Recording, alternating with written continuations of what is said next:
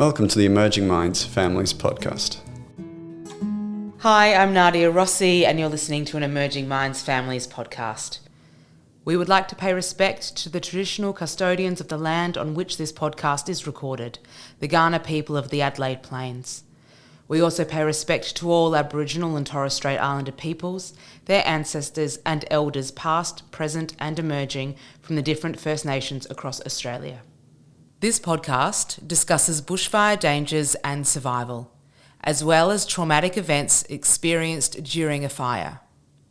If you feel this topic may bring up difficult feelings for you, perhaps give this week a miss or join us next fortnight. Or you can find resources for support in our show notes. Disasters like floods, bushfire and drought are becoming more frequent across Australia and can leave a lasting impact on the families and children who experience them. This episode is part of a series where we talk with families who have experienced disasters. We're going to hear how they supported themselves and their children, and how they navigate the ongoing recovery process. Today we are speaking with Bron. Bron, her husband and 2 young children survived the 2009 Black Saturday bushfires. They have since relocated to the ACT where Bron works for the federal government. Bron is here today to share their story with us. Welcome, Bron. It is great to speak with you today. Lovely to speak with you as well. Bron, can you tell us a bit about who makes up your family?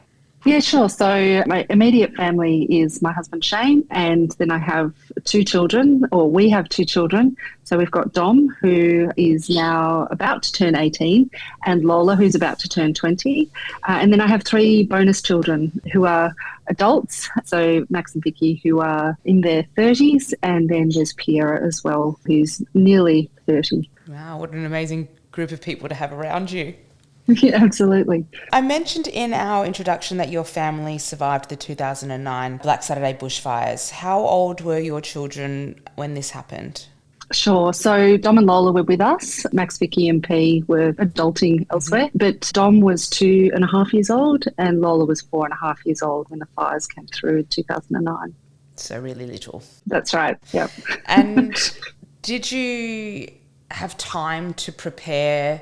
And in that time, how did you talk to your children about what was happening? One of the things is that it happened so quickly. And I guess some of the things that we were doing in the lead up to the 7th of February 2009 kept us really busy. So we sort of probably weren't, I guess, paying quite so much attention to what was potentially going to happen on Black Saturday. Shane had been away filming a TV commercial up in Sydney. I had just finished my very first week of teaching. And yeah, it was a huge week leading up. So on the actual day, Black Saturday happened so quickly as well. It was a hot, windy, really, really hot, windy day. But it wasn't until sort of around midday, 1 o'clock in the afternoon, that it became apparent that there was a fire over 60 kilometres away to our west, which was a long way away, given any of our previous exposures to bushfires. We'd had a fire in the area in 2006, which was relatively close and very slow moving. I was actually pregnant with Dom at the time. And so Lola and myself and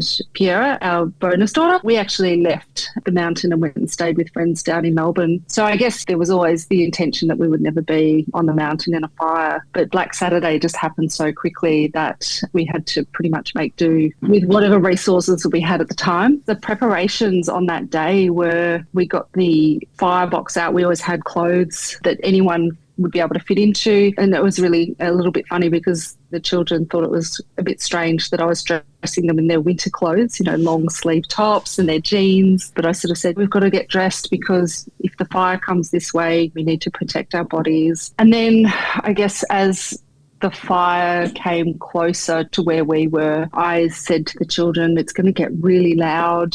What we're going to do is we're going to stay in the middle of the house here. We're going to play wet tents. So I'd gotten a whole lot of towels and a woolen blanket, and I'd wet them down, and we sort of sat in the middle of the house, and I sort of sat under there with them. And I said, look, it's going to get scary, but you need to stay with me and I'll be able to keep you safe. But it's going to be really, really noisy and dark. So that was pretty much our preparation. So not a huge amount, but I guess the fact that we had some fire clothes there and was able to dress them, and I was able to kind of talk them through what was about to happen, even though I had no idea the sort of ferocity of what was going to happen. And I guess you do that as a parent, you find a way, like we try and talk about age appropriate ways, but how do you talk to a 2 and a 4-year-old about what could potentially happen even though you're unsure, and you're trying to reassure even though you're unsure. And so there's a lot going on, but yes, trying to prepare them for this, I guess what you said, the sound as well of what they might experience. The only reason I sort of thought to tell them this, it's sort of serendipitous, all of the things that led up to our survival. One of them was actually years and years ago. I don't know if you recall the book Bushfires by Bryce Courtney. He wrote a book about living, in the Australian sort of high country and in Victoria, which is very prone to bushfire.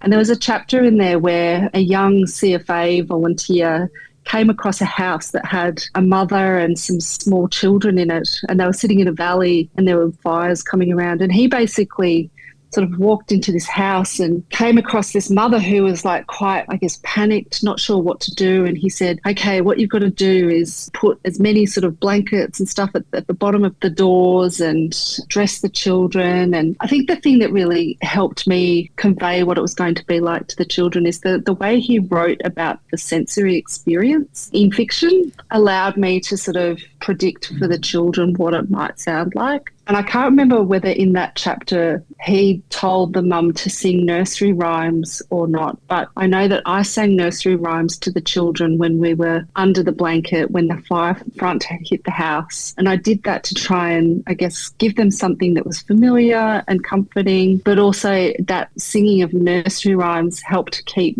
my voice calm and stop me from panicking, because obviously that would make things worse for the children. That's so amazing that you can read something in a book so many years ago and it can come to you in that moment. I guess that shows how important having, even though that's a book, but having resources or the retelling of stories and people's experiences and lived experience is so important. Yeah, absolutely. And actually, because Bryce Courtney was still alive at the time, but I tracked him down and I wrote to him and I said, look, I just wanted to say that your book and that specific chapter helped contribute to saving our lives, which I think he really appreciated. He sent me a whole set of every single book of his, which was lovely. Amazing.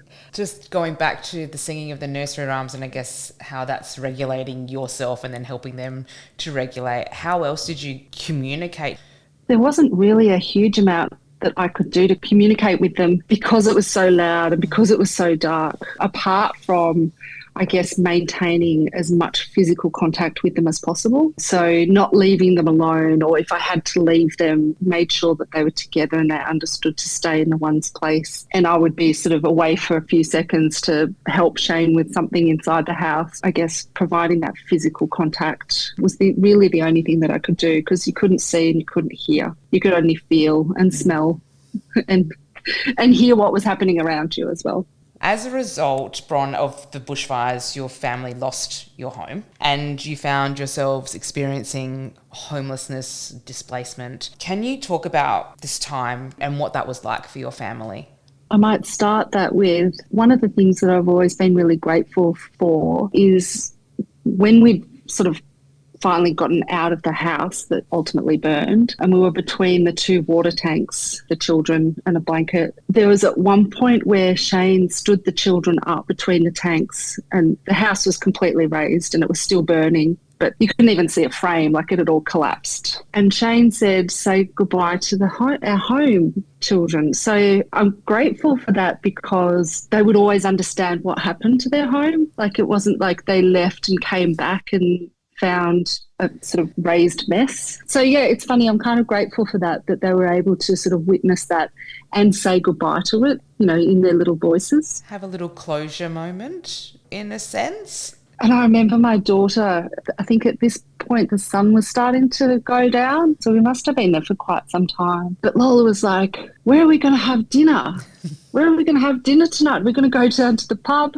Because it's like there's no kitchen there to have dinner. There's no home to have dinner in. And she's very sort of routine. You have to maintain that routine. What happened being displaced, it was, I guess for us, I don't think we ever felt homeless per se, but we were very much sort of displaced. What we did when we left the mountain that night is we went to a friend's house, probably about 45, 50 kilometres away. And one of the reasons why we went straight there is that the children knew that family really well. They knew the house really well. So they were really familiar and they would have felt safe, a bit of routine. I think for me, it was really important to try and find things that were familiar and routine to the children because everything else was disrupted. And then we stayed there for about a week and got to the point where I was like, well, we need to find somewhere to live. And there was no rental properties available in the area because they'd all sort of been taken off the market and given to other people who'd lost their homes. We did eventually find somewhere to go, and it was really odd, like moving into a rental property. We had all of these donated goods because we had nothing. And it was really funny because you had donated linens and donated clothes, and everything smelt different because there's a whole different mixture of washing powders and stuff like that. It's like, it's funny how some of those things you wouldn't realise were a thing until you experience them. But for Dom, I remember him because he was this 2.5-year-old who lived on a 2-acre block up in the mountains, and he loved digging holes and being a little adventurer. And then all of a sudden we're in this sort of suburban court which had, about 6 houses in it, and he didn't understand that everybody has their own block of land and you don't go over to the neighbours and dig a hole in the front yard. Which is, we would find him kind of wandering around. So it was, and that's why I probably say we were more displaced than we were homeless, because we sort of left one environment and went to something that was very foreign to what particularly our children's lived experience was. And I think that was hard for them because you couldn't just behave like you did when you were up in the mountains with sort of free rein. During this time of displacement, what was your main focus for you? Was it just getting through day by day? For us, particularly in the early days, it wasn't necessarily getting through day by day. It was really small sort of moments of time, which eventually over time got longer and longer. But it would be, how am I going to get through the next half hour? How am I going to get through the next hour? And there were so many things that you had to do because you not only had little children who were extremely distressed and didn't feel they needed to be with either myself or Shane all of the time. You couldn't leave them with anyone. So their sort of attachment needs were really, really significant. But at the same time, we had to go to recovery centres to fill out paperwork, register Find Reunite, which the Australian Red Cross runs, so that people could find us and know that we were still alive and okay. We had to go to the recovery centres to get access to small amounts of cash so that you could go and buy some milk and bread and those kind of essential needs for the children, and register to get your driver's licence reissued. So there was a lot of administrative stuff that we had to do that took a huge amount of time in those early days,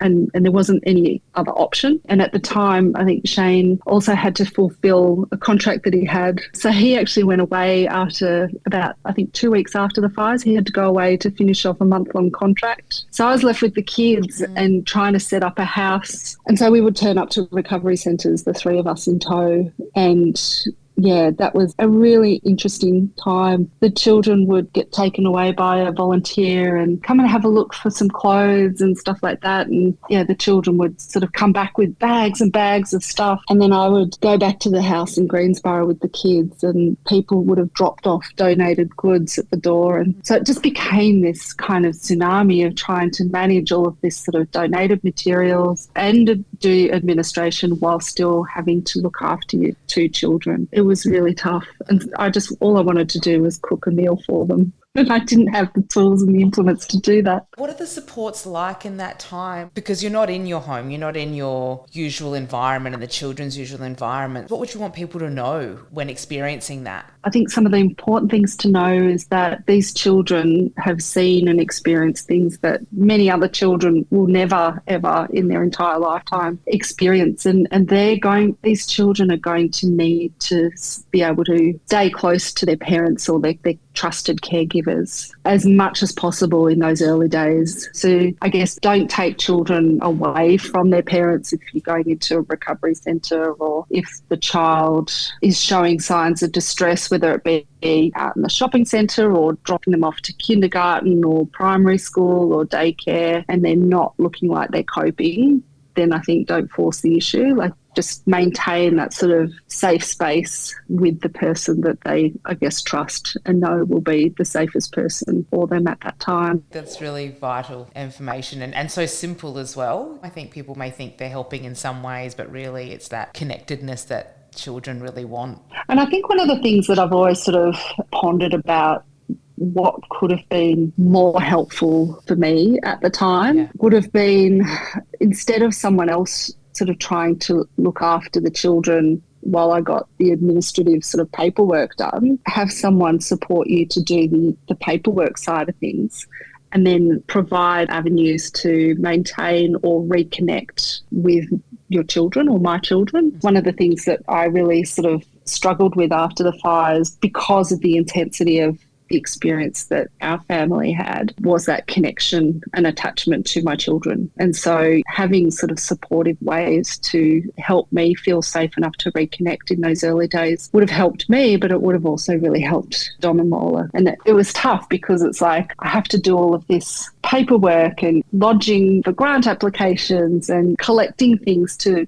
create a home again. But I also needed to be very hands-on and present for my children. And there was not a lot of support to enable me to be present for my children in a way that we all felt safe. It's really tough because a lot of the supports that are provided to get people back on their feet again, they're only there for a finite period of time. And so it feels like when you're in it, it feels like if I don't continue to sort of advocate and work on that side of the administrative side of things, then we'll miss out. And then that will make it harder in terms of the recovery and reconstruction and for us to get back home again. So you feel like you have no choice. Bron, you and your family chose to rebuild on the same place where you lost your home?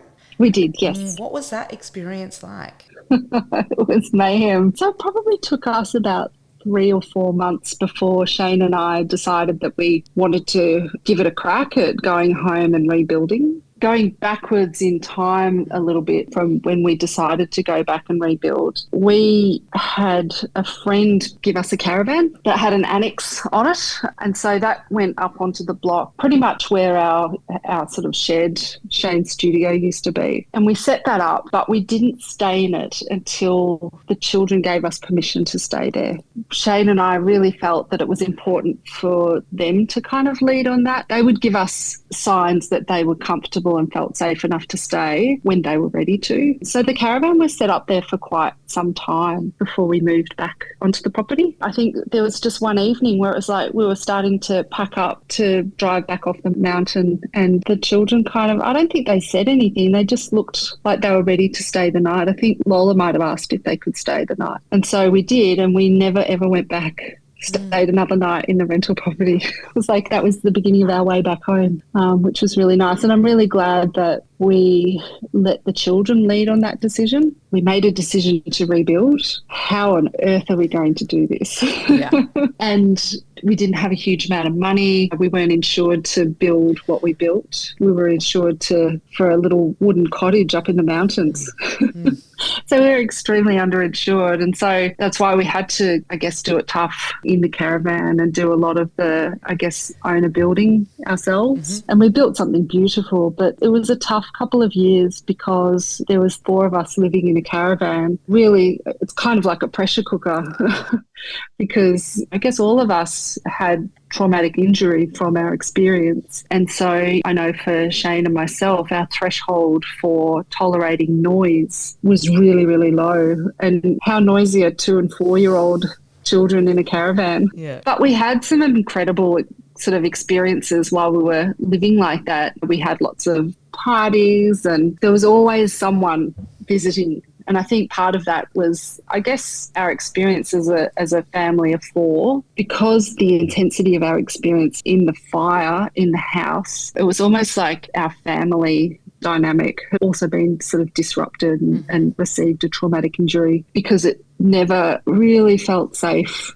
to just be the 4 of us alone in a small space. So we would often have friends over for dinner, or as soon as it was no longer 4, so it might have been a 4+1 or a 4 minus 1 if someone went somewhere else. Things started to sort of de-escalate. Always felt a little bit calmer. I guess when you experience something like that, you think about the individual supports and everyone getting looked after or finding external supports for mum, dad, kids. But then what happens to the family unit as what it was and now how it is now, and how that changes and how you process that and how you can help mend that or get that to a space. Like, what do you do with that family picture that you had and now what the new one is, and how do you find your new in that? Because I guess particularly for little children, their parents or their primary caregivers are the ones that create safety for them, right? They're going to always protect and keep them safe.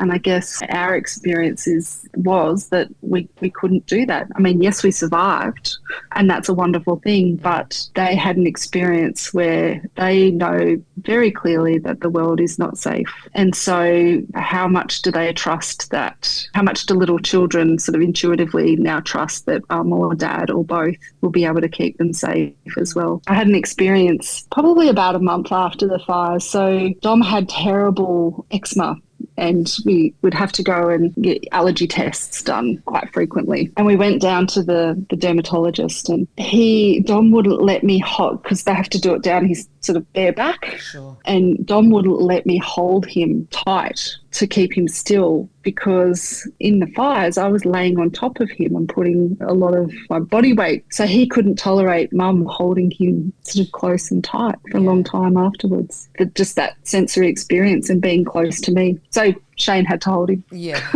And that was fine. And you find your ways to get through it until he feels able to come back or find that new way, the new normal. I wanted to talk, Bron, about you didn't end up living in the place that you built. We lived there for about 2 years, I'd say. Yeah. So it took us 12 months to design the house and get the permits and everything through. And then it took another 12 months to build the house. We lived there for a while. But yeah, we were struggling as a family where we were. And we thought, I had an opportunity working for the government to go up to Canberra for 12 months, and they were going to move us up there. And so it was kind of a low risk experiment to see if a change of environment would help our family to heal. Now, that was 11 years ago and I'm still in Canberra. And I do often ask myself, did that help our family heal? Can you tell us what it was like to move from a place while there is that trauma, but there is a shared experience that you and your family and your community all went through, and the supports in your community all shared, what it's like to then transition and move to a separate state or place where that shared experience isn't there? I think that was really tough. And I think sometimes it can continue to be tough, because even though for us it was 15 years ago, it's still very present in our everyday lives. And I think taking the children out of the school that they were in, so they went to Stratheon Primary School, who were extremely supportive. I mean, the school had been destroyed by fire and impacted families and teachers impacted. And so that shared experience was really, really supportive in those early days. But I'm sad that my children weren't able to continue their sort of education in that really supportive and understanding environment, because they came up to Canberra and they went from a school of 36 students in the entire school to a school of 400 students. So I remember my son coming home one day and he said, the only way I can tell my friends is by looking at their runners, because they're the only things that are different, because they wore a uniform. But Dom, I think in particular, didn't cope with large crowds, a lot of noise, lots of sensory sort of overload. And he found it really difficult to learn, particularly sort of writing. He could read, but he couldn't write. And the teachers, because they had no sort of shared experience, or they just didn't understand what he had actually been through, he had very negative experiences at school. Dom, I think, had a really hard time in those first few years adjusting. And we had to find additional supports for him to help him with learning, particularly with the sort of writing. Once we got that sorted, a lot of his behavioural issues in the classroom started to sort of, I guess, settle down a lot. It was tough, I think, going from an environment where it was extremely sort of understanding and supportive to one that really didn't have a true appreciation of what the children had been through. And looking back, what would have supported your family in that transition? For teachers to have a greater understanding of how traumatic experiences can impact children, can impact their behaviour and their ability to learn and retain knowledge. A lot of schools sort of say we're trauma informed and that, but when it actually comes to the crunch, you know, they might do the professional development, but maybe not necessarily understand, I guess, able to put what they learn into practice as readily as they could. So I think being sensitive to children who've come from traumatic experiences, and it doesn't have to just be a bushfire, or if we've got a really mobile population both coming in from overseas but also moving around the country where people might have been impacted by a disaster and they choose not to live there and they want to move somewhere else that might make them feel a little bit safer. Schools just having an awareness of that there are going to be a lot of these children that are sort of coming into their care within the classroom, and just, I guess, making those reasonable adjustments to support them, because they're not malicious in terms of their behaviour. Yeah. It's just that they're really heightened sensory arousal. Bron, I'm interested in talking about self-compassion. Is there any advice that you would have for parents and caregivers on practicing self-compassion when things are difficult? Yeah. Oh, gee, it's the hardest thing, right? When you're in the midst of all of this sort of mayhem. So many people would say you've got to look after yourself first in order to look after your children. And you know, as a parent in the midst of that, it's the hardest thing to do as well. But it is absolutely important. I think once I started to look after myself a lot better, I was then able to look after and be more present for the children in the years afterwards. As a parent, you can't blame yourself if you end up in a situation where you and your children have been exposed to something terrible. So I think that's the first step in self-compassion, is that we were put in a situation, or we were in a situation that was bigger than us, and that what's happened is it's not my fault, it's not my husband's fault, and it's not my children's fault. That's a really important practice, to acknowledge that this is something that happened to us and that we did not bring it on ourselves, so that we're not blaming ourselves. One of the bigger pieces of advice is that it's okay to feel like you're not okay. It's okay to feel stressed, and it's okay to feel like you can't. I'm quite a sort of visual person, and I always imagined myself as sometimes it was like having to put little ropes on your knees and lift your leg up to take that next step forward. Like you had to help yourself to move forward, even if it was just a little bit. And I think it's really important as parents and caregivers to know that you can take, like when things are all going pear-shaped in whatever situation, to, I guess, give yourself permission to take time. There's no race in this. The only race is against yourself. And so slowing down is a really important step in self-compassion, I think, because it gives you time to bring down whatever your arousal level is, whatever your level of distress or stress is, so that then you can kind of let that wave pass, and then you can be back and present again, whether it's for yourself or for your children or for your partner or for your family. Just allowing or giving people permission to take time. There's such a rush, I think, to fix things. As a mum, you want everyone to be okay and you want everything to keep going as the way it was, and let's just keep moving forward. And yeah, just letting everyone know that there's not a race and that there's no rush to it. And I think the other thing is ask for help. There's no shame in saying I'm not okay and that I need someone to kind of step in and support and hold a space for me, so that I can, again, bring myself down so that I can come back to where I need to be. Absolutely. Are there any supports or resources that you think are missing for families who have experienced disasters?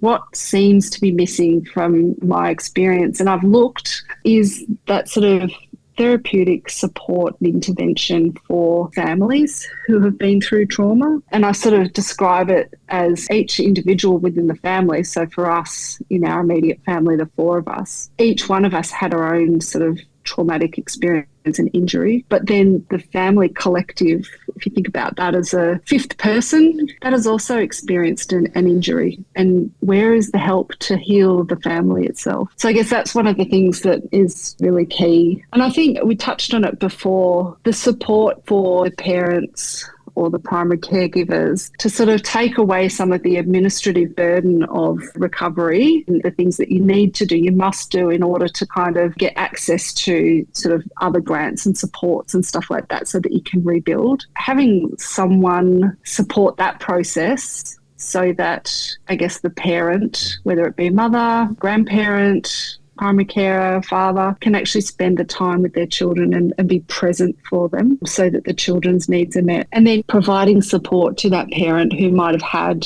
some attachment challenges afterwards. How do we support that parent to reconnect with their children in a safe, non-confrontational way? Because, when you almost lose a child, you don't want to lose them again. So that reconnection needs to be really well supported. Bron, to families that have experienced disasters, what advice would you have for them as they try to find their way through that difficult time? I think the first piece is that this is not a race. Like, this is going to take time, and to practice that self-compassion around giving yourself time, reach out and ask for help. And when help is not helpful, give yourself permission to say no thank you. I think that's really important because there's a huge amount of people that want to support and do something, and sometimes those supports might not be quite right for you or your family. Advocate for what your needs are because they are the most important, not necessarily for someone who wants to do something because they're hurt by what they've seen. I think one of the really important things, particularly from a family perspective, is prioritise your family and your children over rebuilding, reconstruction, and because that will help you recover in a way, I think, that's far more sort of supportive and effective than if you sort of try to do everything at once. I sort of feel like my children were probably there in the background watching me run around doing a million things to try and sort of rebuild and recover. Well, really what I needed to do was sit with them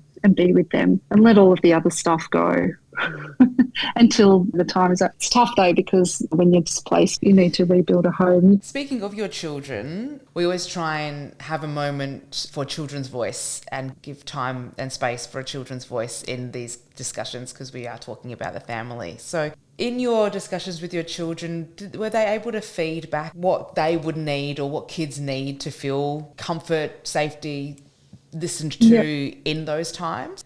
Yeah, so we do talk about their experience from time to time. One of the more recent conversations that I had was with Dom. His experience in the Black Saturday fires was he, in that critical time, was unable to run because I was laying on top of him inside the house to keep him safe. So his, I guess, instinctual reaction was to, out of fight, flight, freeze, was flight, but he was also fighting me at the time. Like he was scratching me, trying to get away from me so that he could run from the fire. And one of the things that he found really helpful when I spoke to him about this a couple of weeks ago was doing something really active. So for him, when we moved to Canberra, so it was a number of years later, he started doing gymnastics, which is a very physical sport. And that really helped him to heal from a lot of the sort of, instinctual wanting to fight or flight in every other part of his life. So he sort of said to me, if there was anything that was really helpful for me in terms of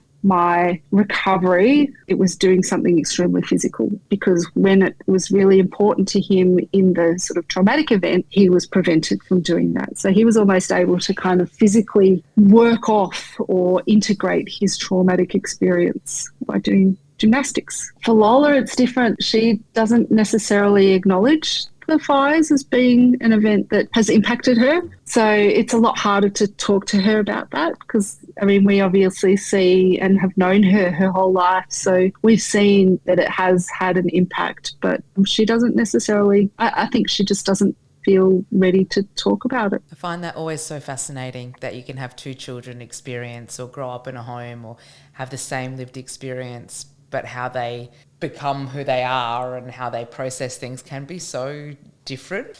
Yeah, no, it's all very, very different. Lola, I think looking back on how she coped afterwards was interesting. When we went to recovery centres, one of the things that she would often pick up to take home was really tight clothing. And she obviously needed to, almost like the clothing that she would bring home would be 2 or 3 sizes too small. So it was almost like she needed strong compression on her body in order to sort of bring her sensory levels down. The other thing I think that she noticed, I remember a conversation that she had with Shane, or would have been a while ago now, living in the caravan. You know how some caravans have got little bunk beds for children? So Lola, because she was older, she slept on the top, and Dom, because he was little, slept on the bottom. And I think it's a bit sad, but one of the things that she felt like she missed out on was those stories in bed with mum or dad, because we couldn't get up onto the top bunk. So Dom got stories in bed, but we never were able to get onto the top bunk to do the same. And that was something that she noticed. It's so interesting, isn't it, what they remember, and you're just kind of trying to just go day by day. Bron, thank you so much for sharing your family story and your lived experience and the journey and the journey that you're still on as well. Thank you so much for your time today. No worries. Thank you. Thank you for having me. And thank you to our listeners for joining us. If you would like to keep up to date with our latest conversations, we'd love it if you like and subscribed to our Emerging Minds Families podcast channel. You can also find us on Instagram at Emerging Minds AU or on Facebook at Emerging Minds Families. You have been listening to an Emerging Minds Families podcast. If anything spoken about today has been distressing for you or you find yourself struggling, please reach out for help. You can call Lifeline on 13 11 14, or for more resources for support can be found in our show notes. Visit our website at www.emergingminds.com.au/families for a wide range of free information and resources to help support child and family mental health. Emerging Minds leads the National Workforce Centre for Child Mental Health. The centre is funded by the Australian Government Department of Health under the National Support for Child and Youth Mental Health program.